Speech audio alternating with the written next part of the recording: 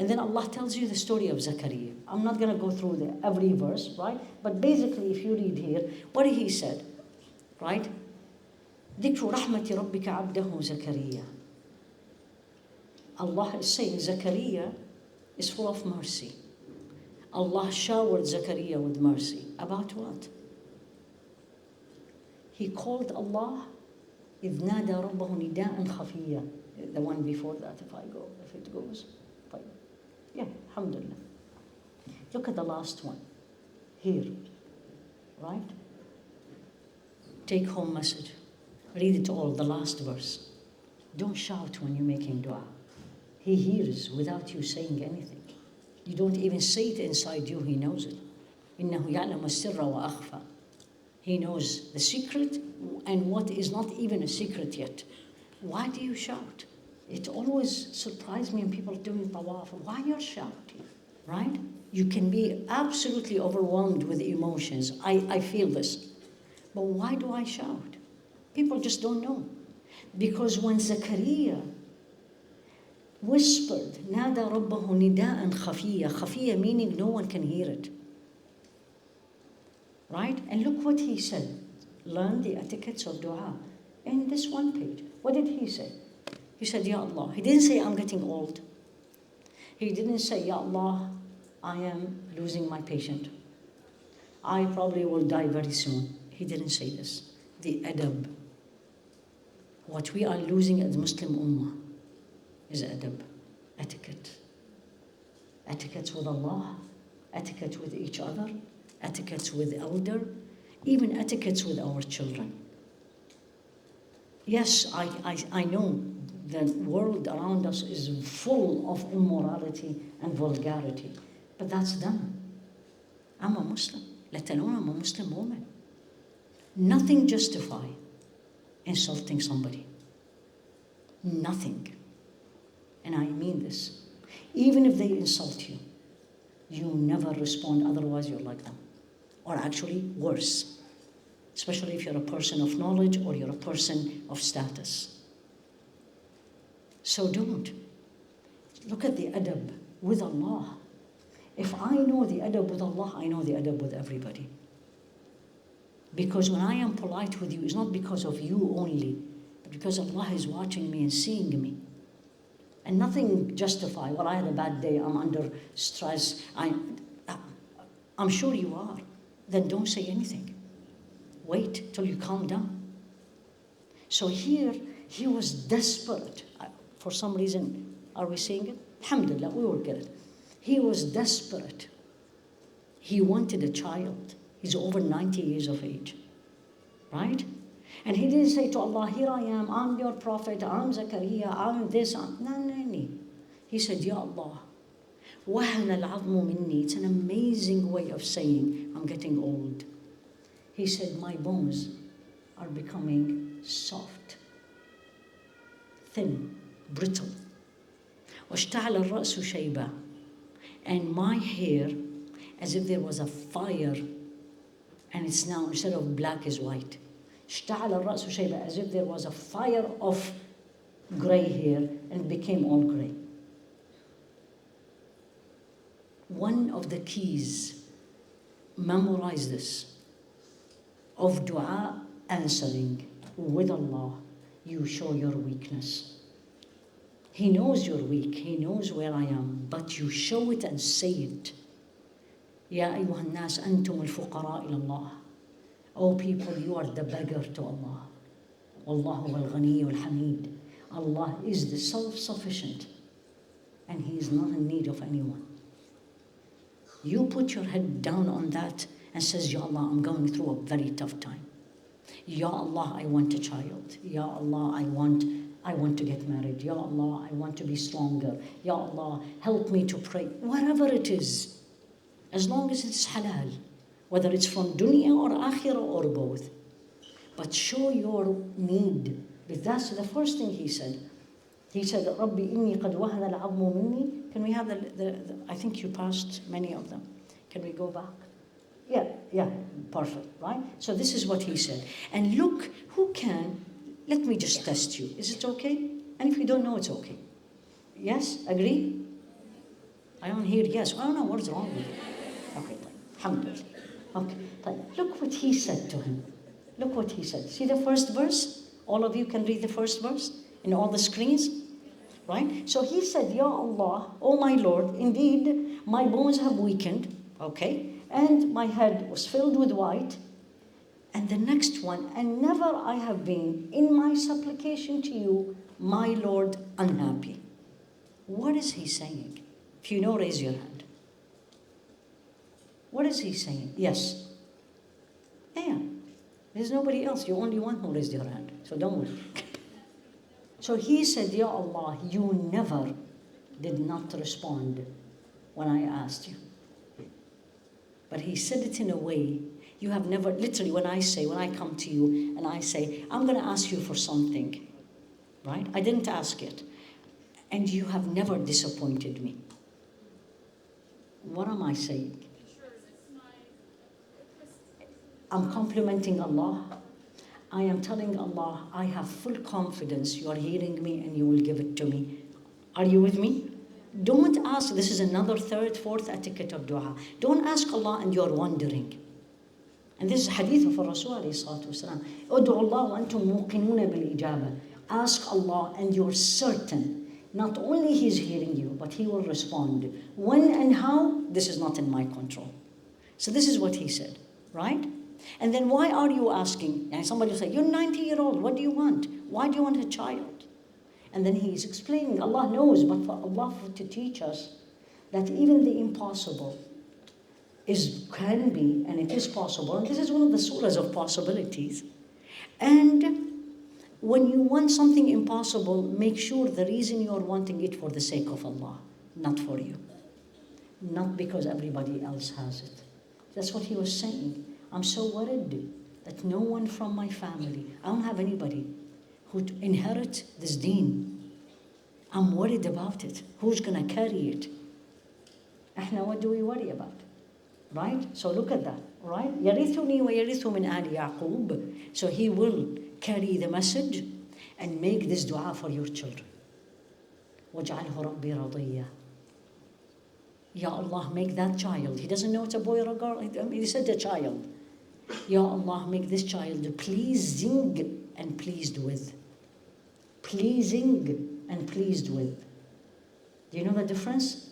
I think I'm speaking French. For sure not German. For sure not English. What is wrong with you? What is pleasing? Remember I asked, do they speak English? They said yes.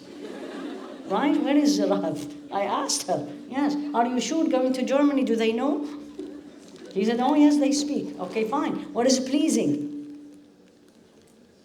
Pleasing. Making someone happy. True. And in this case, making who happy?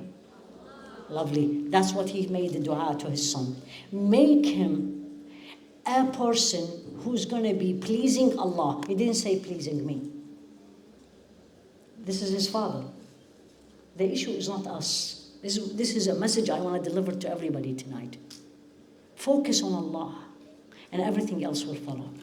You focus on people, Allah knows what will follow. So he said, Ya Allah, make him pleasing to you and you are pleased with him. I have nothing to do with it. I'm out. A father. Oh, he's a prophet. طيب. Allah subhanahu wa ta'ala then he said, Ya Zakariya, inna nubashiruka bi ghulam. Can I have the next one, please? Nubashiruka bi ghulam ismuhu Yahya. And Allah subhanahu wa ta'ala said, okay, done. We're going to give you a child. We'll give you the name. Of course, he will respond, how am I going to get a child? I'm 90-year-old and my wife is infertile. My wife doesn't have children. And that Allah subhanahu wa ta'ala says literally, don't worry about it. I'm able of doing everything. Another thing for you to learn. Never say impossible. Never. The moment you say impossible, it's not going to happen because you already closed the door. You already told Allah you can't do it. I'm not doing it. I can't. None of us can. Allah does the things. Right? So you say, Ya Allah, make it easy. Ya Allah, innaka ala kulli shay'in qadir. Ya Allah, you're capable of everything. Make it happen. Make it happen. right? And then he said, Ya Allah, give me a sign that this is going to happen. And he said, you know what? Don't speak for 3 nights. Another message for everybody. When Allah gives you something, respond to what He gave you by obeying Him. Don't respond by what He gave you by disobeying Him. I see this repeatedly. I'll give you an example. I don't know about Germany. Honestly, I don't. But I know about where I live. I have mothers come to me and, Ya Allah, please make a dua that my daughter will get married or my son will get married. You make dua, the whole community making dua. Finally, you get this beautiful invitation. All of us are happy. And the first thing they do in that wedding, from A to Z, disobey Allah. Billah. Is that how it is? Is that how you're telling Allah, I'm so grateful for the ni'mah you gave me? To the point many of us don't go. Respond to the ni'mah, to the blessing that Allah gives you. It doesn't matter what it is, small or big. You wanted it. You've been begging Him for, by using it in the way it pleases Him. And that's what He did. And then what did Allah say to Yahya? And this is for all of us. Ya Yahya, خذ الكتاب بقوة وأتيناه الحكم صبيا. Yahya, take this seriously. And this is to each one of us. This is not to Yahya only. The Quran is for everybody. The Quran is not only for the prophets before us. The Quran was revealed after Yahya. This is to you and me. Take it seriously. بقوة. I remember my teachers when I was memorizing, they keep saying this in our head. Take it seriously. It's the words of Allah. Meaning, what is something in your life, anybody can answer me, something halal, that you are taking it so seriously? Job, I was about to say. Your job. And there's nothing wrong with that. Your job is halal, it's pleasing to Allah, let alone you're serving the Muslim community. It doesn't matter. But it's something pleasing to Allah subhanahu wa ta'ala. It's a job. I'm doing it, I'm getting paid. But you take it very seriously. 8 o'clock, I need to be in the office. I have a meeting. I have patients. 7:30, I have a surgery tomorrow. I need to be in the OR 7 o'clock. So I go and talk to the patients and her family and everything. And what about this? What about this? When I have time. And I have no idea when this time will come. I remember one of my teachers, may Allah give her Jannah al-Firdaus. I used to go, to read to her. I'm exhausted. And she looked at me one day and says, Doctora, don't give the Quran your leftover time. What a message. What an advice. And I'll share it with all of you. خُذِ الْكِتَابَ بِقُوَّةٍ. It's one of the highlights of Surah Maryam, because it's only in Surah Maryam. The only other prophet Allah said to him is to Sayyidina Musa, but it was in Surah Al-A'raf. Khalas. That's the story of Sayyidina Zakariya in the first page and a half. My message, I'm just opening. I don't see Maryam yet. Imagine this is my first time reading the Quran. I see Allah is telling me this chapter full of rahmah. He's telling me the impossible is possible as long as you have a relationship with Allah. Sayyidina Zakariya told him, you've never not responded to my dua. Why will Allah respond to my dua? Yes, Allah Kareem. Yes, Allah generous. Yes, Allah respond. Wa ni'ma billah. But why He will respond every time to me? And the relationship is not mutual. The relationship is not mutual.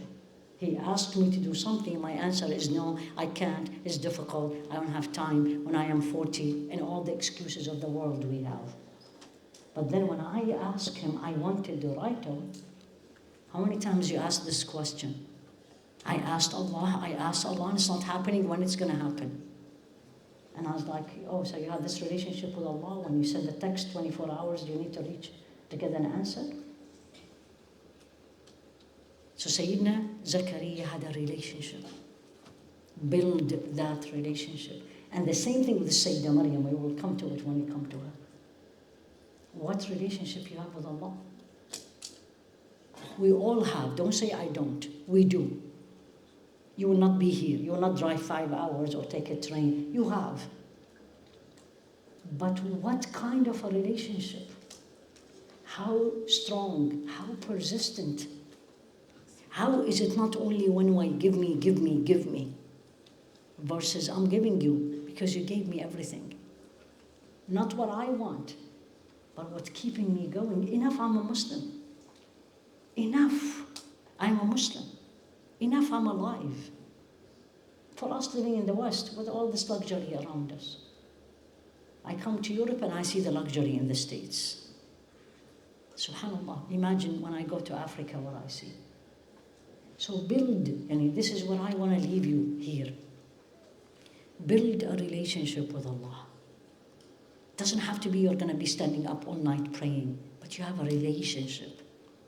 And the relationship is on daily basis. It's not when I need Him only. I see it. I saw a woman, her daughter was going through a very difficult time. Every day she's next to me in Fajr in the masjid. And I was like, wow, Ya Rabbi lakal hamd. The moment the daughter issues was solved, she disappeared. Very good human being, I know her. But that's us. Opportunistic relationship.